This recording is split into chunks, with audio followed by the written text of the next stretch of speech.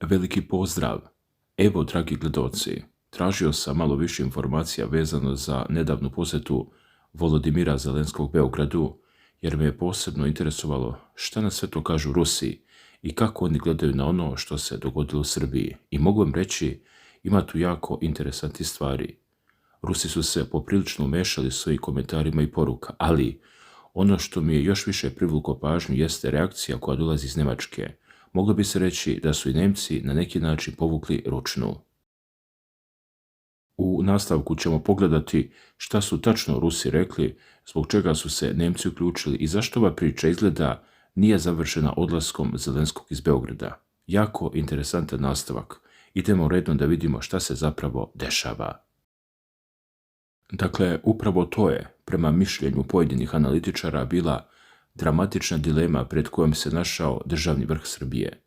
Zašto je predsjednik Srbije, Aleksandar Vučić, uprkos snažnoj proruskoj struji u biračkom telu i uoči vanrednih izbora, povukao potez koji je direktno suprotan očekivanjima mnogih i primio Volodimira Zelenskog u Beogradu?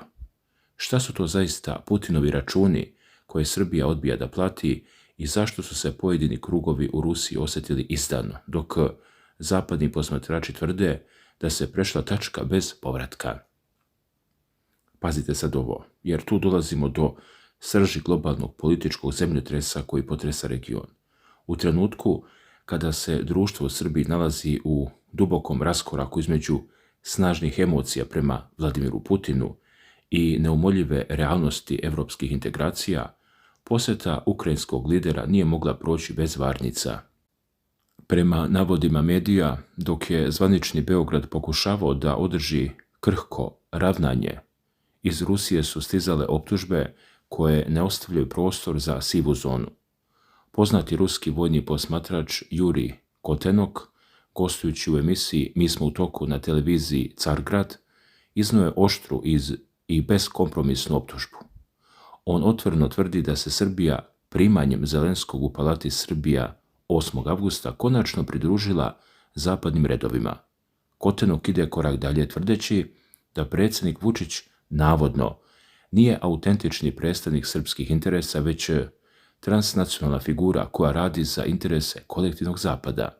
Prema njegovim rečima i tvrdnjama, sve je već duže vreme išlo u tom pravcu, a Kotenok je u emisiji posjetio na staru izreku: bolje da Rusi zavrnu plin nego da ga Nemci puste unutra, aludirajući na strahove da će zapadni utjecaj potpuno istisnuti istorijske veze sa Moskvom i da Srbi gube svoj politički identitet. Međutim, priča se ovdje komplikuje. Zašto je onda Vučić svesno izabrao ovaj politički rizik uoči izbora? Prema detaljnoj analizi koju je izneo dr. Orhan Dragaš, predsjednik Srbije imao je mnogo lakšu opciju. Mogao je da sačeka da prođu izbori, da odloži susret za nekoliko mjeseci i da na taj način u potpunosti izbjegne otvaranje jednog od najosjetljivijih spoljno-političkih pitanja pred delom svog biračkog tela koje otvoreno podržava Putina. Dragaš tvrdi da mu Zelenski ne donosi nijedan novi glas, već ga naprotiv može koštati podrške onih koji slijepo veruju Moskvi. Ipak, Vučić je procenio da je dugoročni interes Srbije za razvoj ozbiljnih odnosa sa Ukrajinom veći od neposredne izborne koristi. Dragaš naglašava da to nije nikakva poklon usluga Kijevu, već dosljedna odbrana vitalnog nacionalnog interesa. Ukrajina nikada nije priznala nezavisnost Kosova, dok Srbija priznaje Ukrajinu u njenim međunarodno priznatim granicama, uključujući Krim i sve teritorije koje je Rusija okupirala od 2014. godine. To su prema rečima analitičara dve primjene istog principa. Granice međunarodno priznate države ne mogu se menjati vojnom silom. Godinama je Srbija gradila svoju poziciju pred Ujedinjenim nacijama na povelji UN i međunarodnom pravu. Relativizacija ruske agresije predstavljala bi direktan politički autogol i rušenje sopstvenih argumenata u vezi sa Kosovom i Metohijom. I baš tu nastaje pravi diplomatski skandal, jer je konferencija za novinare u Beogradu iznedrila incident koji je zaprepastio svjetsku javnost.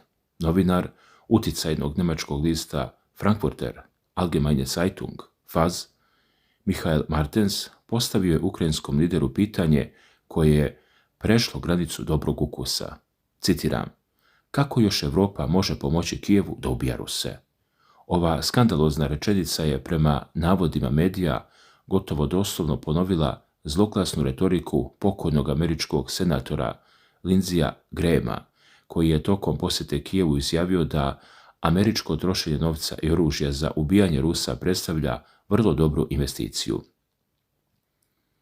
Vidno zatečen predsjednik Srbije Aleksandar Vučić je promptno preuzeo reč kako bi smirio uzavrelu atmosferu, ističući da se nada potpunom prestanku ubistava i da su razgovori bili usmjereni na mir, stabilnost i razumevanje, naglašavajući da se kritičari često fokusiraju na površne fotografije, ignorišući sadržaj i suštinu razgovora.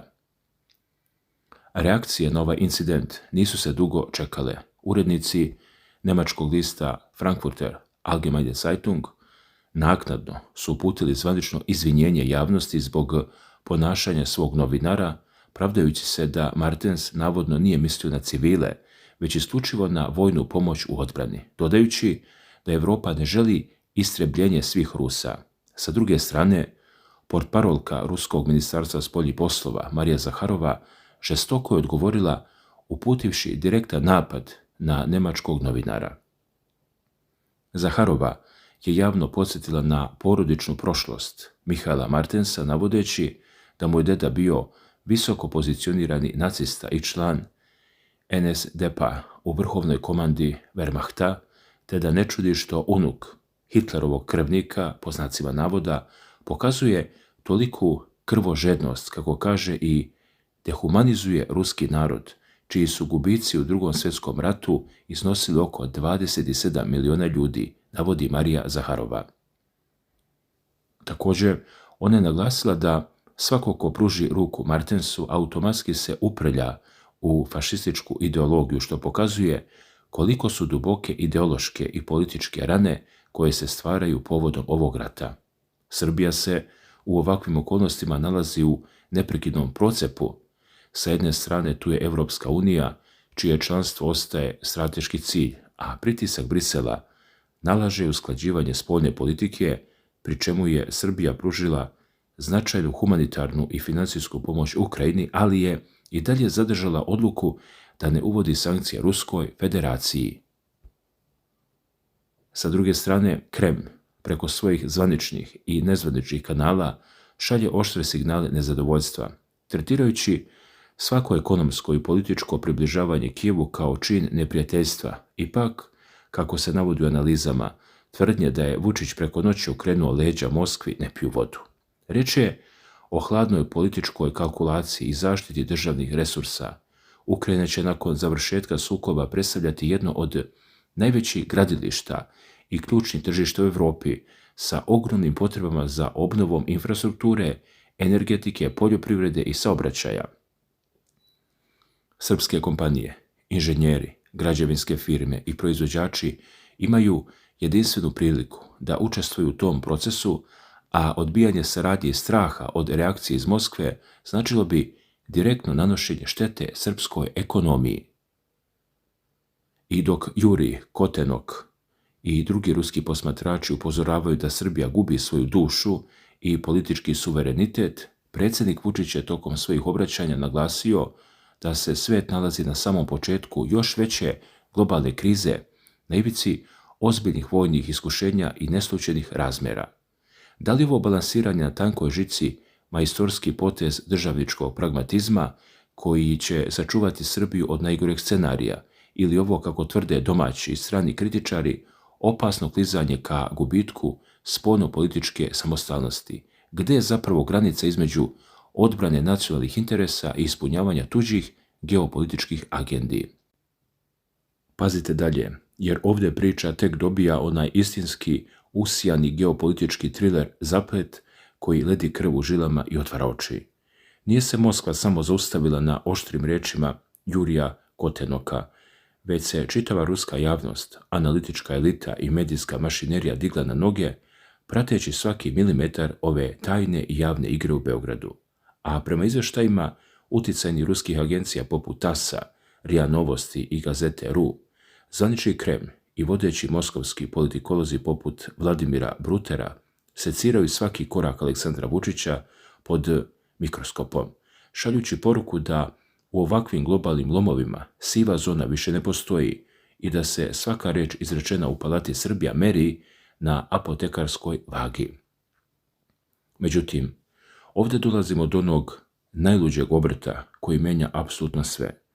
Dok jedni ruski krugovi otvoreno grme da Beograd pravi opasne ustupke i pod pritiskom transnacionalnih struktura klizi ka zapadnim redovima, drugi, hladni analitički glasovi iz Moskve upozoravaju na nešto sasvim drugo, na vrhunsku diplomatsku akrobaciju u kojoj srpski državni vrh suočen sa brutalnim pritiscima Brisela i Vašingtona pokušava da sačuva goli opstanak i ne uvede sankcije matici Rusiji, a da istovremeno izbjegne direktni udar zapadnih sankcija. I tu nastaje onaj ključni lom. Ruski mediji poput Izvestija sa gnušanjem prenose detalje skandala sa nemačkim novinarom, naglašavajući da je besramno pitanje upućeno Zelenskom o pomoći u ubijanju Rusa zapravo ogolilo do kraja svu surovost zapadne agende koja želi totalno uništenje ruskog naroda, posjećajući svijet na žrtve iz Drugog svjetskog rata i žestoku reakciju Marije Zaharove. Dakle, dragi gledalci, sa jedne strane imamo ruske građane i navijače koji širom Srbije bakljama i transparentima šalju poruku da istorijsko bratstvo ne može izbrisati ni jedan diplomatski protokol, dok sa druge strane zapadni posmatrači likuju, tvrdeći da je posjeta Volodimira Zelenskog neoboriv dokaz da se okosnica Balkana nepovratno pomera ka euroatlantskim integracijama. Vučić se stoga našao u epicentru nezapamćenog pritiska, birajući da li će se povinovati besu Moskve, koja sve teže prašta balansiranje, ili će bespogovorno prihvatiti diktat sa zapada u trenutku kada nam, kako sam kaže, prijeti rub još strašnijeg i veći vojni sukob. I, dragi gledalci, kako god bilo, posjeta Volodimira Zelenskog u Beogradu je završena i možemo slobodno reći prošla je u najboljem mogućem redu. Kao što ste mogli da čujete, tokom cijele ove analize bilo je različitih reakcija, bilo je nezgodnih pitanja, bilo je komentara i iz Rusije i iz drugih evropskih zemalja, ali na kraju se sve to nekako sklapa u jednu veliku priču koja će po mom mišljenju trajati još 2-3 dana, a onda će se sve polako smiriti, kao da se ništa nije ni desilo. Jer tako to uglavnom ide u politici. Danas je jedna posjeta glavna tema, sutra se pojavi nešto drugo, prekosutra nešto treće i pažnja javnosti jednostavno ode na drugu stranu. Međutim, ono što ostaje iza svega jesu potezi koji su napravljeni i pitanje šta oni dugoročno znači za Srbiju. I zato vas na samom kraju neću zamarati sa 10 različitih pitanja. Neću vas pitati ni šta je ko rekao, ni šta je ko trebalo da uradi, ni šta se možda dogovaralo iza zatvorenih vrata. Sve ste čuli kroz ovu analizu i svako od vas sada može da izvuče svoj zaključak. Postavit ću vam samo jedno pitanje za cijelu ovu priču. Po vašem mišljenju, da li je Srbija ovim potezom napravila još jedan korak prema Evropi, odnosno prema svom višedecenijskom putu i integracijama u Europsku uniju, ili je istovremeno napravila jedan korak unazad kada su u pitanju odnosi sa Ruskom federacijom? To je ono što mene najviše interesuje. Ne kažem da jedno automatski isključuje drugo. Srbija već godinama pokušava da održava odnose i sa Europskom unijom i sa Rusijom, kao i sa drugim velikim državama. Ali upravo zbog toga ovakve posjete privlače toliko pažnje. Jedni će reći da je ovo normalna diplomatija i da Srbija mora da razgovara sa svima. Drugi će smatrati da svaki ovakav potez šalje određenu političku poruku i da Moskva sigurno pažljivo prati šta Beograd radi. Zato bih volio da upravo i vi date svoj odgovor. Naravno, napišite mi samo u komentarima. Volio bih da vidim kako vi gledate na cijelu ovu priču. Bez svađe i bez vrijeđanja, već jednostavno vaše mišljenje. Toliko od mene za ovu analizu. Hvala vam što ste bili uz kanal Obavesti me i pratili priču do samog kraja.